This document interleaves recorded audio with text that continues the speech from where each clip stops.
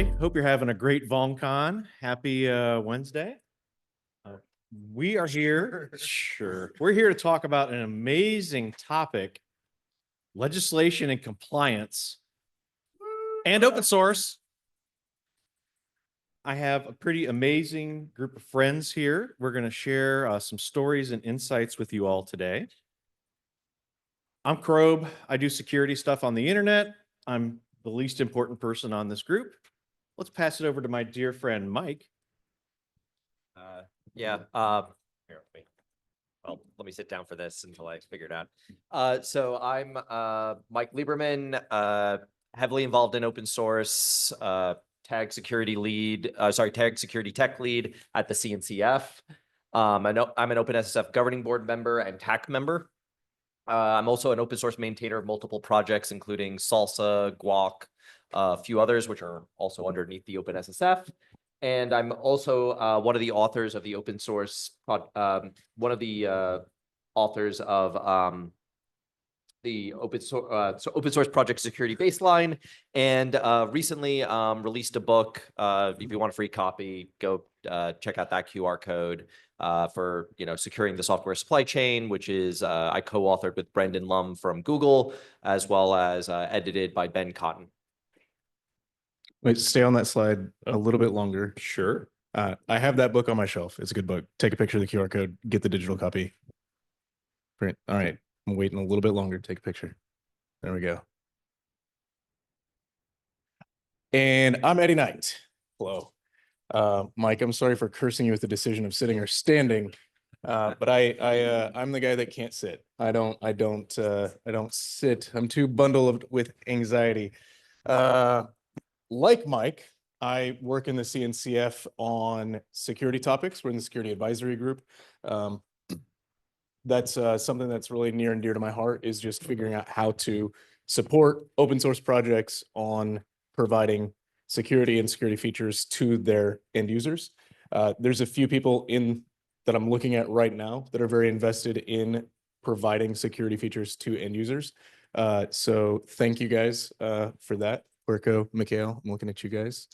One of the big things that is my background of how I got started with that is when I was working in finance at some of the tier 1 banks. I got asked to represent ourselves and look at tools that exist in open source. And that's how I got started at the FinTech Open Source Foundation, where I'm now serving as a leader over some of the different initiatives that are there. And with these two guys, helped create the open source project security baseline, which we're going to talk about a little bit later on. Excellent. So some of us had a longer journey here today than others. I heard that you two just got here from London. You guys are doing a keynote at KubeCon. Maybe talk a little bit about that experience and what some of the conversation was over there. Yeah. So raise of hands for real this time. Most of you are not going to need to raise your hand. Who has read the term products with digital elements at least 343 times in the last couple months? Oh, this is my audience. I love you guys. We have nothing to teach here, Mike. Yeah. We had a crowd of 5,000 people in front of us on Friday, and one person raised their hand. Maybe the rest were shy. Maybe the ones in the back we couldn't see. Yeah. But very, very, very different. So CRA was the topic that we got to talk about. It has globe-spanning implications, right? Which you can tell by the fact that I'm American, Mike's American. Yeah, and we were invited to go to London in the UK to talk about legislation in the European Union.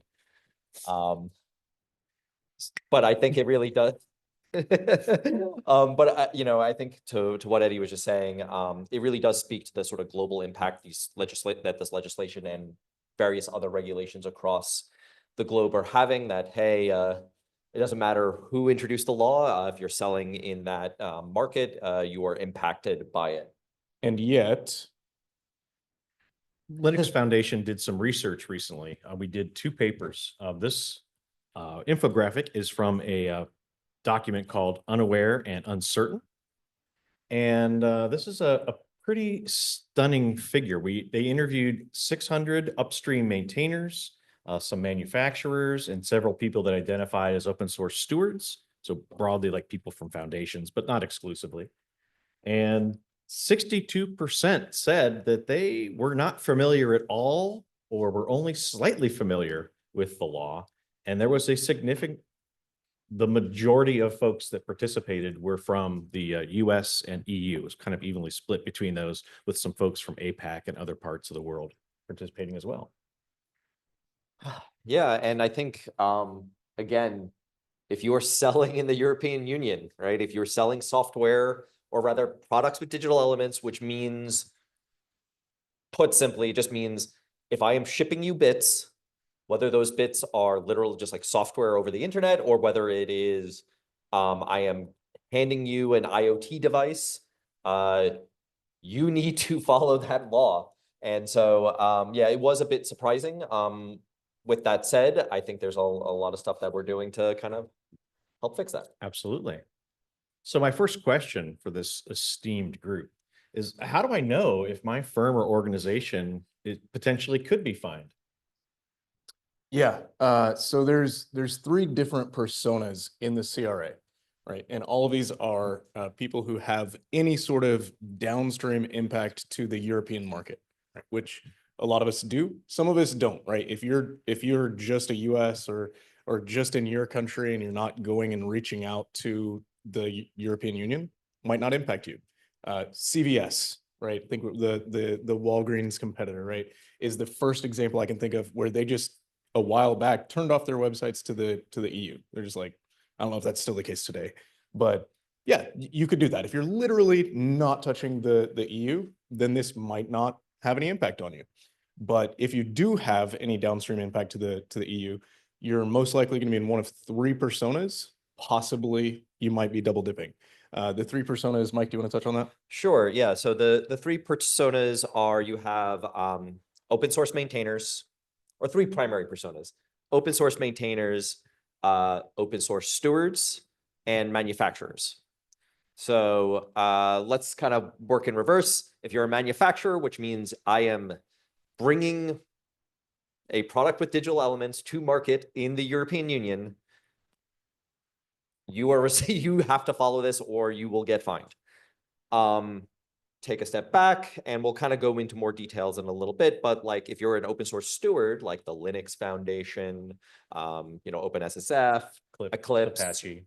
Yep, all those great folks. You don't really have any legal liability, but there still are suggestions for, participating and the custom tailored, yes, custom tailored, highly specific regulatory regime. I forgot. I missed that. Yeah, light touch. Light touch. That's a yeah. So there is some regulation for the stewards, such as Yes. Linux Foundation, Apache, Eclipse. Yeah. And then followed by open source maintainers, which, contrary to all the fear, uncertainty, and doubt around this, if you are an open source maintainer who is not bringing a product with digital elements to market in the European Union, you have no issues. Like you have nothing, you don't have any responsibility. Nobody can come sue you because you have a vulnerability in the project you were working on over the weekend or whatever. Yeah, just because you made your code publicly available on GitHub does not mean that you are accountable to somebody picking it up and using it. Mm-hmm. Yep. Which I think also speaks to a lot of manufacturers. You can't pass the buck anymore. You can't go and say, hey, I'm including, let's say, Kubernetes as part of, my project. Oh, there's a vulnerability in Kubernetes. I don't know what to do about it. Well, when I get angry grams from, my customers or the European Union about, hey, you have this vulnerability, you didn't do anything to address it. Oh, it was open source, it's not my responsibility. No, it is your responsibility. Yeah, especially if you're using like vanilla Kubernetes, you are going to be responsible for any vulnerabilities that are present in the version of Kubernetes that you're using. But if you're purchasing that from, let's say, a big cloud provider, managed service provider, they are going to be delivering that product to you. That is the point that the commercial activity is taking place. So they will be held accountable, and your legal liability will be offset through the commercial activity there. So this has been a source of a lot of confusion and frustration. The law, if nobody has had the chance to read it, is nearly 100 pages long. And our European friends like to write. It's a lot of words. And so that term, products with digital elements, like literally does show up in that document hundreds of times. They don't abbreviate. They're very precise, which is good. But it's also a little challenging kind of reading through the convoluted stuff. But I'm thinking about this, what matters to me? I'm a product security person. I'm an upstream open source developer. I don't work in legal or GRC. How does this regulatory compliance kind of relate to real world security? Give me some insights, guys. Yeah, I'm at risk of going long on this one. So who's heard like security is not compliance? That's something that is just, yeah, security is not compliance, right? We all agree with that. And yet we find ourselves in security constantly asking, what standards should I be meeting? What guidelines should I follow? Could you guys give me a control catalog that I could actually like pass off to my implementers to work from? Actually, yes. Yeah, like because just saying do NIST is not super practical when what I'm trying to do is deploy a landing zone for client-facing applications, right? So in that capacity, security and compliance need to be tightly coupled because standards, guidelines, frameworks are extremely helpful for helping us figure out what we need to be doing to bring real world security in play. Now that gets to the bottom. I touched on the orange text. Mike, do you want to touch on the white text on the last slide? Sure. So I've worked at also a financial institution in the past. And the challenge is, even though security is not compliance, as time has gone on, those lines begin to get blurrier and blurrier every year, where especially how quickly security development is happening in sort of these spaces. And, you go back a couple of decades ago and doing compliance and doing security, hey, I'm releasing software once a year or whatever. You can have the audit once a year. Now we're talking about continuous compliance, continuous audits, those sorts of things where, hey, I am releasing no longer once a year. I'm potentially releasing once a month, once a week, once a day, sometimes even several times a day. And we're seeing that, hey, like the once every year audit is just not going to cut it anymore. And we're seeing a lot more in continuous compliance. And then also, even if you are still doing that audit once a year, you don't want to be surprised around, hey, it's the yearly audit time again. And oh my gosh, for the past 6 months, you haven't been following the right practices because, security went off and did a thing, but they didn't inform legal, they didn't inform compliance, or vice versa. Legal and compliance, new restrictions came into place, but they didn't bring security into it. So they weren't aware that, hey, you didn't cross this T or dot that I, and now we have 6 months of evidence sort of lost. So the CRA is broadly, for this audience, divided into 2 categories of interest for you. The first part is around software development practices. So SDLC, secure by design, secure by default. The other half is of specific interest to VulnCon because it dives deeply into coordinated vulnerability disclosure and vulnerability management practices of the manufacturer and a little bit on the stewards. So let's spend some time jibber jabbering about this. So vulnerability management, is this something we talk a lot about upstream? Is this something that downstream does a lot? So like as open source maintainers, vulnerability management, Porco, how often do you have to think about vulnerability management when you're releasing Kubernetes? The answer was what we all expected. A deep sigh, eyes rolled back into the skull.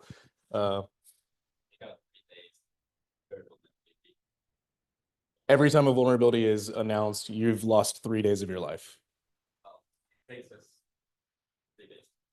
to resolve it. Yeah. So the most largest maintainer base of any open source software, one of the most highly regulated pieces of open source software, in spite of the fact that there's no legal liabilities to it, still takes 3 days of dedicated, focused effort from a massive team to be able to deliver a fix for a known vulnerability.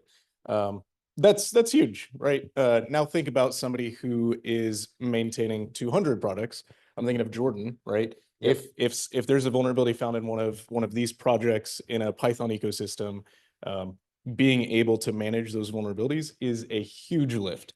So the fact that the CRA is moving legal liability from the open source maintainers is a huge benefit. Yeah. Oh, do you want It's a huge benefit-ish. To the again, maintainers. It's Well- great for the maintainers-ish, except the manufacturers have some Yep. incredibly optimistic delivery timelines they're required to hit. So within 24 hours, they're required to provide some notice that they're aware of a exploit or a severe vulnerability. There's two paths. You've got 72 hours to have a security advisory together, and that you're strongly encouraged to have that fix ready, a patch, or at a minimum, a workaround. And then you've got like a month to do kind of a postmortem and have your final ducks in a row. So the the manufacturers have all these legal obligations, but let me ask here, of those of you that work at a commercial enterprise, how many of you directly contribute or interact with your upstream open source providers? 1, 2, 3, More than I thought. 4, 5. 5 and a shaky hand. Neat. So y'all got some work to do in trying to hit some of these timelines. And if you are exclusively dependent on a free and open source upstream maintainer, you're going to need to figure some stuff out. Oh, got a question. I'll repeat. Basically, manufacturers were working their own versions of open source projects, and then having discrepancies between open source projects and their forks, and maybe vulnerabilities arising on the forks that we would never be made aware of. For us, it's not in the open source version. So we do have a virtual audience, so I'll repeat this question, but going forward, if you could use the mic, that would be helpful to our virtual attendees. But the TLDR is a choice a manufacturer could make is if they don't have a good relationship with an upstream maintainer, they could fork that software and take on that engineering burden themselves. And then eventually we're going to have a drift between what upstream and these multiple forks potentially might have to try to implement a solution. So it's going to definitely cause confusion and some bifurcation around the ecosystem. And I think actually that ties into potentially how we can maybe fix that, or at least stave off some of those issues. So in the open source, right? Hey, if open source is not responsible, enterprises are responsible.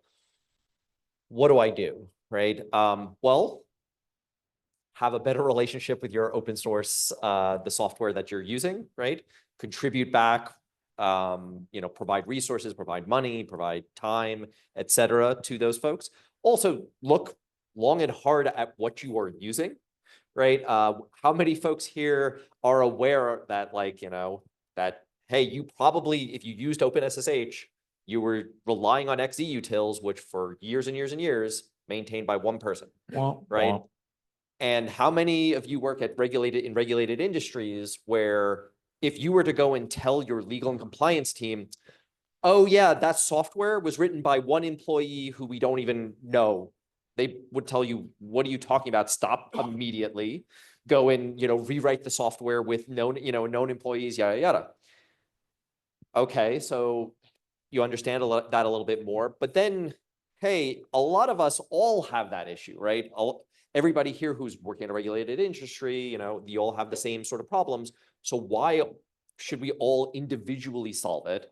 Why can't we start to work with, for example, these open source stewards like Eclipse Foundation, Linux Foundation, and so on, to maybe collaborate, contribute resources centrally, focus on fixing the open source software centrally, right? Where the money and resources are collectively sort of pooled, the communication, collaboration is collectively pooled so that when we start to address these vulnerabilities in open source, we don't have to fork, right? Because we can say, hey, as an example, lots of folks sell Kubernetes at some level, right? Whether it's in the cloud, whether it's I'm shipping you an enterprise Kubernetes or I'm shipping you something that sits on top or whatever. We can all sort of work together to fix the vulnerability once, but by actually contributing the resources, since we're, the folks who are selling it, making the commercial benefit can all be sort of centralized in something like a steward. Yeah. Forking, the mentality behind I'm going to fork my open source project, maintain it independently, is stemming from this perception of software as long-term stable, right? So if your software is like Windows, where it's like, hey, every few years, there's this big update. If I just copied that code over and maintained it myself, in 5 years, I might need to resync with that and get all the updates in. Something like Kubernetes is one of the slower rapid cadence projects, right? But it follows a rapid cadence. What is it? Is it 3-4 months? Every 3 months. Every 3 months, you're getting a new release of Kubernetes that's going to include some new features, some security fixes, just all sorts of considerations that the open source community at large has found to be relevant and important to your use of the software. And so in a year, you will have forked from four versions. You'll be 4 versions behind in a year. And so even though this is one of the most common practices, it's one of the most risky and one of the most costly. It is extremely expensive to maintain your own fork of something, even if it's not as big as Kubernetes. And it's extremely risky because of how fast the cadence of releases is all across the modern ecosystem. Looks like we have a question. There's an online question. Could you re-clarify your understanding of the 24-hour notification? My reading is that it applies to exploited vulnerabilities, not exploitables, and security incidents, which I read as server misconfigurations. I do not see mention of serious vulnerabilities in the text. So we had a whole day of talking about the CRA yesterday, so I can't possibly touch on every little bit. But if you look at the vulnerability management section, there are 2 things that manufacturers are responsible for. When there is a known exploited vulnerability, that's the fast track. And then when there is a severe vulnerability, which is typically just a regular vuln that impacts CIA and it touches on like PII, PHI, sensitive information. Those are the 2 paths that manufacturers and stewards are obliged to take action on. So it is in there. It'll be Annex 1 will give you the kind of checklist, and I can't recall which section. It might be Article 14, I think, might have the vuln management piece, but it is in there. This is a point to remind everybody of the dates, right? So middle of next year, we're going to have a lot more clarity locked in around the details of like what is going to be measured. And end of next year, December 11th, 2026, is when we're going to have our reporting requirements. So full effect happens at the end of 2027 when there's the long list of regulated, activities. But at the end of next year, we are going to have reporting requirements that are going to be in place. So I'm going to poll the audience here of the manufacturers. How many of you know the top 10 most used or what you feel are the most critical open source projects you use in your portfolio? Neat. Y'all better start getting some lists together because you'll be responsible for everything, not just the top 10. So I would recommend start off small and grow from there. So let's move on. So we have some solutions here to help both up and downstream. So let's talk about this open source project security baseline. How does that help? You really put some drama on the name there. What is up with that? Yeah. Well, keep the question up. I'll keep the question up. So Open Source Project Security Baseline is the most descriptive name we could possibly think of. It results in Krob going around in my ears saying auspice, auspice, auspice. Yeah, OSPS baseline. The intent behind this is to interview as many maintainers and stewards as possible to come up with a set of requirements that are very, very clearly stated. When something is true, then some actor must perform some action, right? So just very clearly stating expectations for open source projects. We believe that this is, we have defined a core minimum that should be true for all open source projects. This is a very recent thing, so it's still taking feedback, taking input. But within the baseline, we've also got maturity levels 2 and 3, which are for stretch goals. So the Linux Foundation has maturity levels where we, as stewards, can hold projects to a higher level of accountability. And so we have those stretch goals built into the baseline as well. And you guys. Yeah. So the baseline catalog, which is the brains of the whole project, is a series of 41 requirements. And as Eddie said, they're broken up into 3 levels of maturity. Level 1, we think, should be achievable by a single maintainer project. How we got those requirements was combing through things like the NIST cybersecurity framework, the Secure Software Development Framework, things like OpenChain, the CRA. We did alignment, we did a mapping of the CRA requirements. So out of Annex 1, there are 21 requirements. And if you follow the baseline and have evidence of all those practices, we feel that you have legs to stand on for 19 out of those 21 requirements.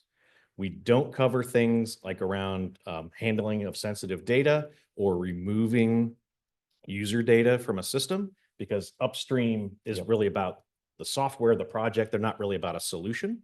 So sorry, manufacturers, you have 2 extra things you have to do, but you had to do that anyway. But let's just talk about the baseline. Yeah. So what's kind of great about the baseline is, even though it's focused on the upstream open source projects to follow, right? Think of it as, hey, what can a maintainer be doing, whether they're a single maintainer or underneath the Linux Foundation, something like a CNCF project, an OpenSSF project, what can they be doing to sort of do reasonable sort of security things so that their downstream consumers, right, who are using this potentially in their products or maybe not even in their products, can feel safe, right? Even though we're talking obviously about the CRA, we also think that the baseline is just good security practice, so that even if you're not selling a thing, hey, I like my open source project to be secure, well, follow some of these practices. So it's includes things like, some of it is very, very simple, like have security documentation for your project. Even if the security documentation is, this project is not secure, please do not use it for security sensitive applications. Well, as a downstream consumer, I want to know that, right? I don't like what, a lot of times I look at a project and I go, wow, it has a lot of stars, but then you find out that it was, it was on Hacker News. It got thousands upon thousands of stars. It was somebody's like sort of weekend project. It's really cool, but the person's just like, yeah, no, I just kind of hacked on a thing for a weekend and then sort of let it kind of do it, let it go. The baseline really sort of helps with first getting folks to understand what is the project in the first place. Who do I contact if I do have an issue? And again, given that it is open source, the answer can be, hey, if there's any vulnerabilities, not my problem, right? But even just having that, you can go and say, hey, I don't want to include the not my problem inside of my software that I'm delivering to my customers. And then yeah. And what we're doing is obviously our first and largest target was the CRA. That's the most present thing. But our intention is to go across other cybersecurity frameworks like 853, 161, looking at things like FedRAMP, kind of how we line up with FedRAMP requirements. So we're going to march our way around the world and basically show if you do OSPS LE1, if you're compliant with that, you also get gold stars with PCI DSS and, the White House requirement that you have an SSDF attestation. So we're going to go through and show you where you do the compliance once and how it's applicable in other frameworks and legislative organizations. Does anybody do control mappings like in your day job ever? Okay.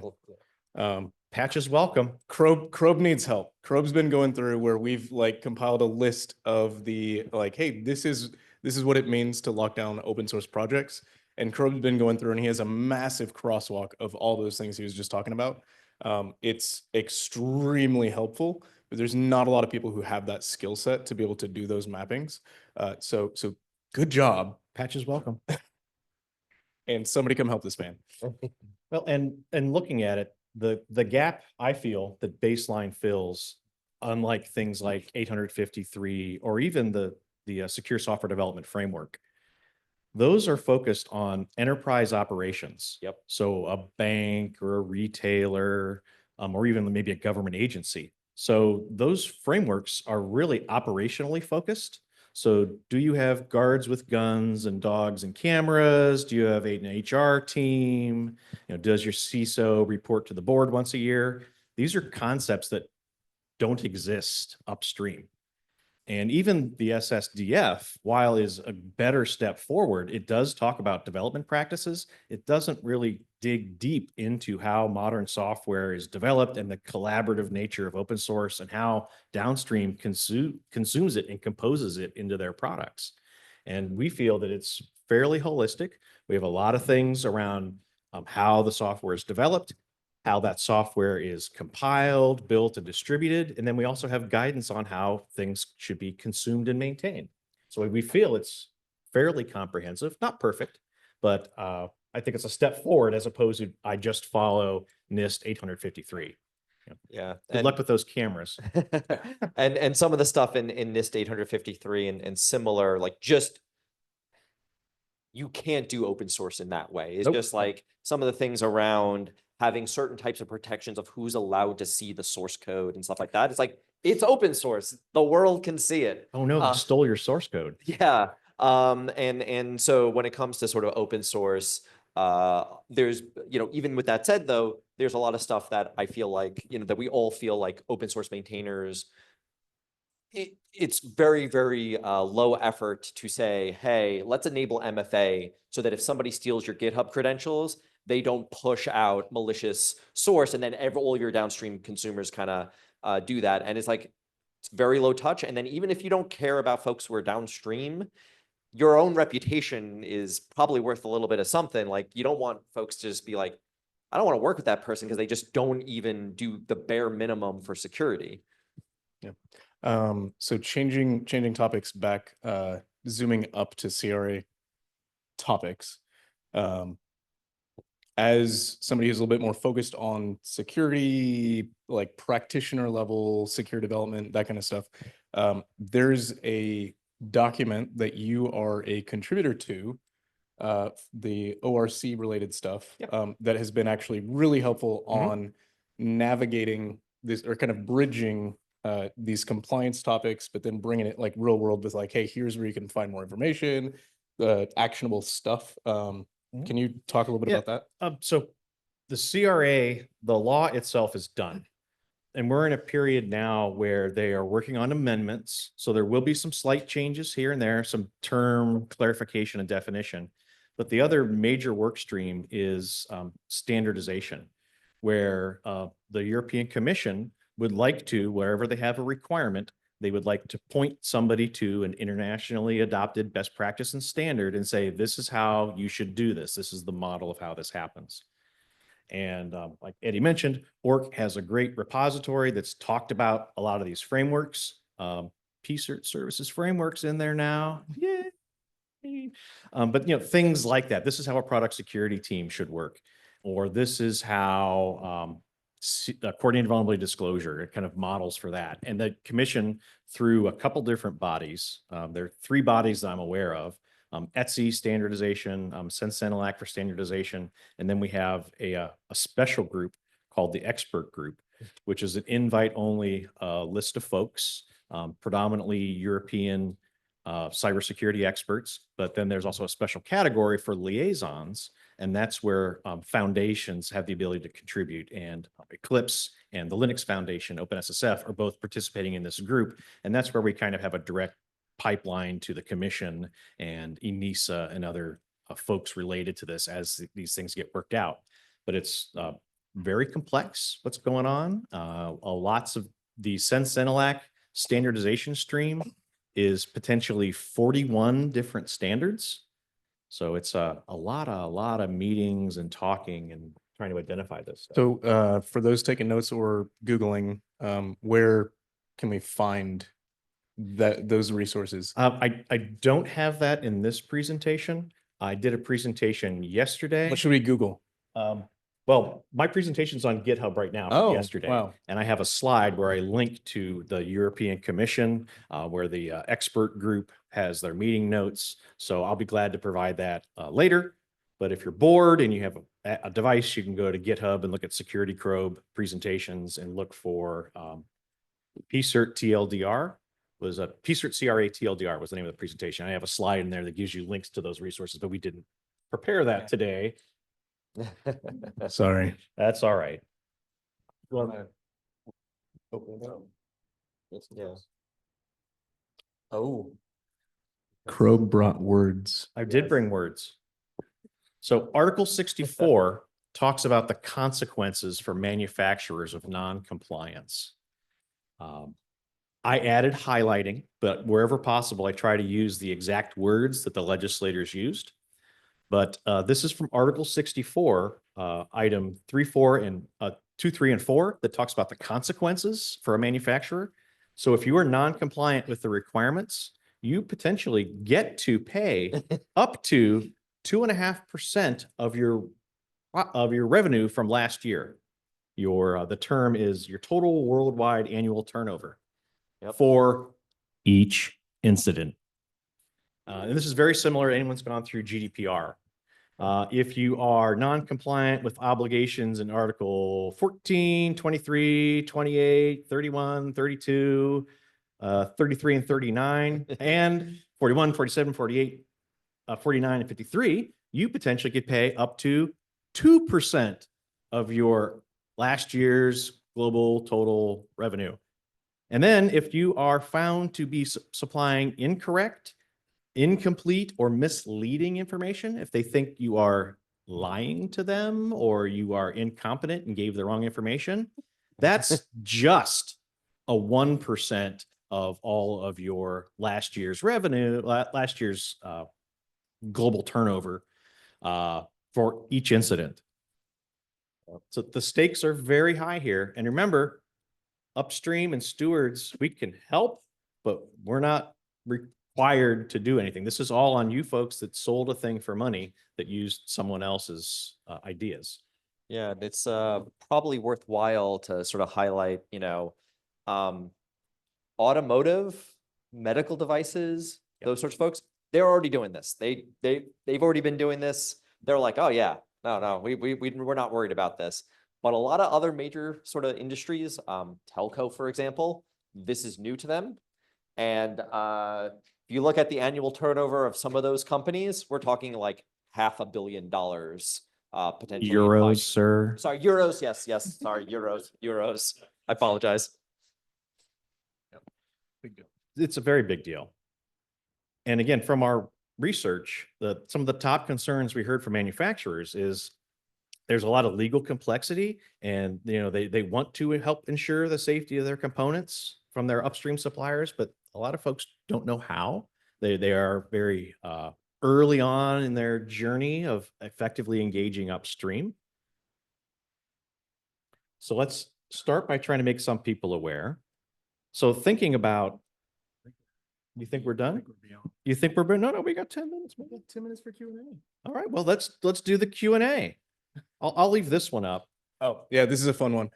So the open source community for a long time has been making a stink about like, hey, don't treat me like one of your vendors. I'm not your supplier, right? You may be using my code. My output may be in your supply chain, but I'm not your supplier. So that's been a long-term conversation, and these blog posts that are up there by some of our friends are some of the most like clicked on, read, shared articles in the open source ecosystem. And now the legislation is actually coming around to agree with that and saying, hey, no, you're responsible for how you use the open source. And then if anyone, has anyone ever read an open source license? This is the Apache 2.0 license. It is not identical to every upstream license, but is very similar. They kind of it plays the greatest hits. And you'll see here that the license that you are agreeing to and using this software says the software is as is. You have no warranties. The maintainer and project is not responsible. And that's the software you're selling. And so we encourage you to find positive ways to get engaged with these folks that create these beautiful, useful things that you're selling. Help them help you to do the right things. And I guess we'll kind of open it up. Do we have any additional questions in Discord? And I'll give folks time to queue up in the corner mic if you have questions or comments. But I would while folks are queuing up, I think one thing that is probably worth to highlight is also the 4 classes, or sorry, yes, the 3, okay, the classes of software, or rather products with digital elements, and sort of what the obligations are a little bit. And I'll kind of go in reverse order. So the CRA talks about there are critical projects. So that includes products, yes, sorry. Critical products, which are considered things like certain hardware security devices, that sort of stuff. They have third-party conformance assessments that need to be performed.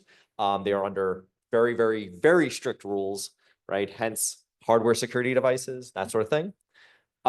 Then there is important, but of course, this stuff is simple, so important has to be split up into 2 subcategories. You have type 1 and type 2. Type 2, which also requires a third-party conformance assessment, but maybe a little less strict. It includes things like container orchestrators. So Kubernetes, we've been talking about that a lot. That's under there. And then you have type 1, which counterintuitively, at least as of right now, contains things like operating systems, which why is operating systems considered less of a, but whatever. Those things do have security assessments, but you can self-assess. You still need to follow what do they call it in there? It's like you have to follow a European standard, I believe, or something, an identified standard. harmonized standard. Yeah, harmonized standard. That's the exact term. Thanks. Why aren't you up here? And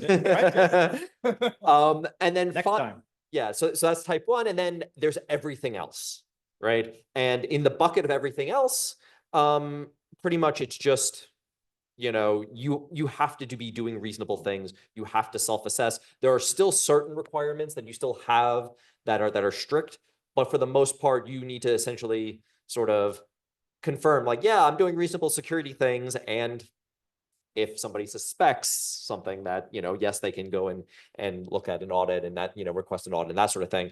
But so again, all software, hardware products with digital elements, as I say, falls under it. And again, with a little bit of an asterisk on SaaS. Trying to see if we have, while I'm waiting for people to queue up at the microphone or on Discord, I'm seeing if we have any interesting things we wanted to touch on.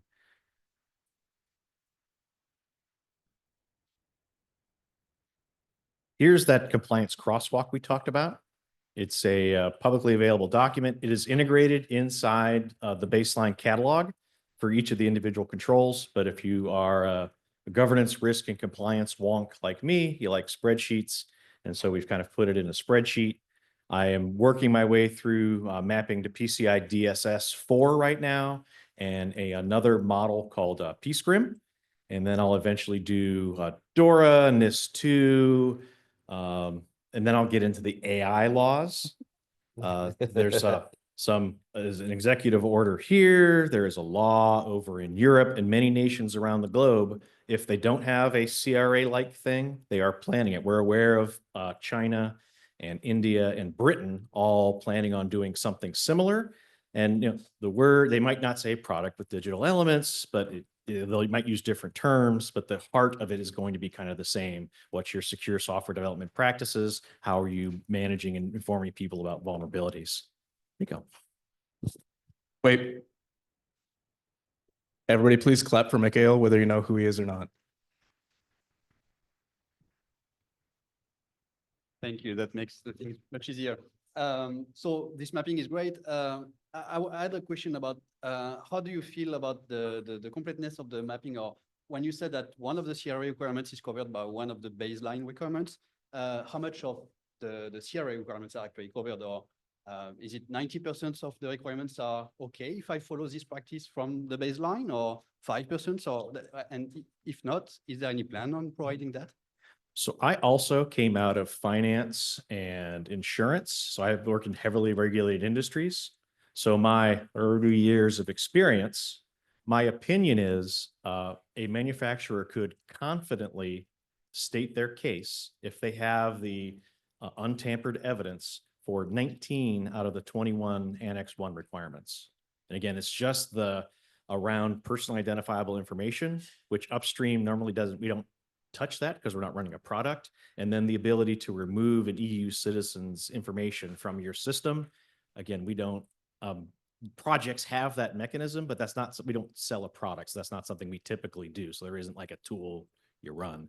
But so aside from those two, I feel that you will, if you follow the baseline requirements, you have, your components are following safe practices, and where possible, we're grabbing, the digitally authenticated attestation information that this is the security policy. This is the link showing the GitHub configuration or GitLab configuration that sets this requirement in your CI system. So again, I think you have a very strong case. I'm not a lawyer. I'm not your lawyer. I don't work at your companies. It's up to you to make that. But you're looking assessment? at almost 95% is what Yeah. you're theorizing. Yep. And again, I've dealt with working with organizations like the OCC and the Fed and other heavily serious auditors. And so I'm not my first rodeo. And I feel, again, as a audited person, this, if I had this type of evidence, I think it would be a good relationship talking to, for the CRA, the Market Surveillance Authority, or when you're going through your CE mark process, or if, ENISA or somebody comes knocking on the door asking to see a copy of your SBOM. Yeah. And it's probably also, again, worth like highlighting that the baseline's great. And in fact, there's a lot of other projects in open source that are trying to also help out with the actual tooling piece. So again, it's not just about doing the practices, it's about proving that you're doing the practices. And so there's projects, for example, like those underneath the Cloud Native Computing Foundation. There's one called Intoto, which looks at sort of essentially defining the rules in a cryptographic way, cryptographically attestable way. And so you can have things like Intoto attestations that, you are essentially signing records of, hey, I checked, let's just say as an example, I ran OSV scanner, right? And I'm going to attest that I ran OSV scanner and that 0 vulnerability showed up every day, right? And all of that can then be used as evidence in, when, let's say there are potentially findings, hey, here's what we did. And if you're really bored or you're a masochist, you could have essentially a meeting every hour of every day of the week talking about this. This is an example of the OpenSSF and the Linux Foundation's efforts in particular, but Eclipse is holding similar meetings. Apache, upstream stewards are taking this very seriously. And then there are things like the ETSI and Sensenelac standardization meetings. So if you're bored and you like meetings, you can have some awesome meetings like 24 hours a day. It's great. But if you're interested to learn more, this is around our broad global cyber policy efforts, which includes the US and India and China. And then we also, the security baseline, if you're interested in contributing or helping or learning more, we have similar information that I didn't put on the slide, but I can get you information on how to contact us and how to participate and kind of learn more about these artifacts and how you can help try to work with upstream maintainers to help them be a little more secure and then help the job of manufacturers complying, make that just a little bit easier for them. So as a little bit of a closing note from me, there was a point when the CRA was really, really scary. Yes. My employer runs the Maven Central Registry, and we were told at one point that we would be legally accountable if anybody published a package with vulnerable code. It's like, okay, well, then we're gonna have to just turn off Europe, right? Because people are going to publish packages with vulnerabilities, right? There's no way that that's ever going to not happen, right? There was a point where the CRA was really scary. Some maintainers that we know shut down their projects because they didn't want to be fined $10 million. Euros. Read the room, Right. man. Sorry. So there was a point where the CRA was very, very scary. But that point is in the past. The CRA has been refined, is continuing to be refined. In fact, we had to make our slides last week as vague as possible because there were still meetings happening as we spoke, like as we were presenting, there is a meeting happening to refine some of the legislation. But the fact is that right now, for the first time in maybe history, first time that I can think of, we're at a point where we have legal systems, legislative systems coming and forcing us to unite and work together to produce cybersecurity outcomes. And this is where that compliance and security bridge is actually happening. And what we can do is we can be pulling in our open source dependencies, forking them, and assuming that legal risk, that liability ourselves, or we can be purchasing from a supplier who is assuming the legal liability themselves, or we can be going out and supporting the actual upstream maintainers. We do have 3 options. Depending on your use case, one of them may be ideal. 4. Oh, the 4th Don't option sell is in Europe. Yeah, don't sell in Europe. Yeah, I guess, I mean, 5th option. It's only a is giant market, you know. Yeah. 5th option is just take the fine, right? It's only 1%.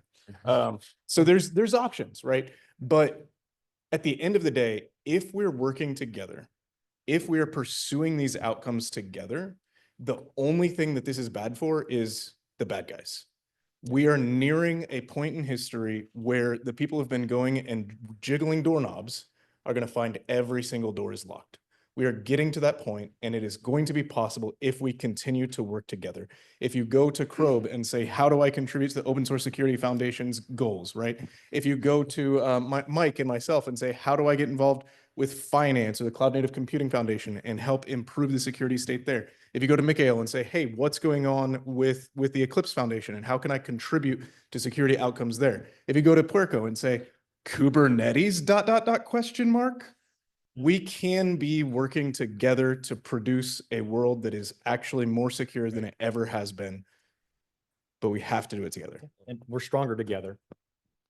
And these things, the CRA, again, if you haven't read it, it's great reading to put you to sleep, but it is about, with the exception of SBOM and the timelines, it is espousing things that I have been talking about in my cybersecurity practice for decades. So these aren't like new ideas. But I applaud the initiative where now there's some teeth behind it to try to force certain people to do things. And I'm glad that the community came together and helped remove some of the obligations for upstream.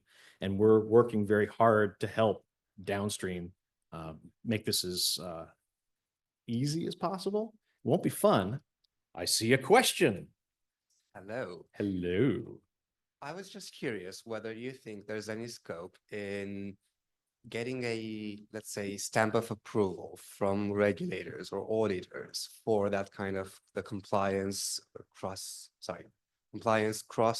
matrix, or any of the other tools that we develop specifically aimed at open source to say, yeah, these are actually aligned with what we mean by certain regulations.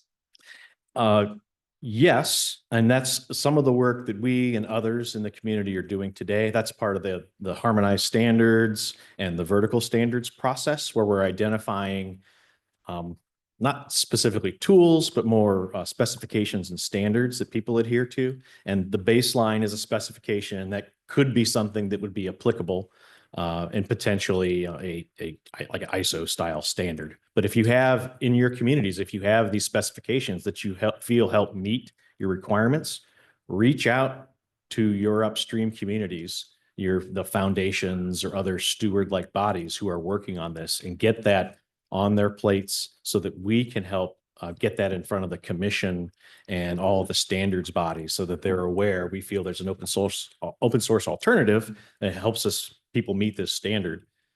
So yeah, but patch is welcome. If you have ideas, contribute. We have a lot of different people that are directly working with the commission and in NISA and whatnot. So reach out to us. We're glad to help get your ideas put forth.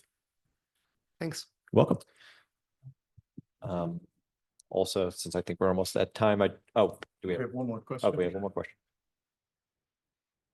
So you've talked a lot about, Kubernetes, Eclipse Foundation, working with finance. Can you talk a little bit more about how the people in this room might activate their company to participate in a foundation? Like, what does that look like? How do you get involved? I know I've spent a lot of time getting my company involved in OpenSSF. It's been very valuable, and just some thoughts on how someone might get started. From my perspective, the simplest, most cost-effective, and most effective way to get engaged in this process is working with the upstreams from an open source perspective, working with those upstream open source stewards, because many of us have a seat at the table. And when we're able to come to the regulators or a NISA and say, we have 16 global entities that feel this is, have this opinion, we're able to kind of coalesce and bring together all these opinions and use a kind of a one voice methodology.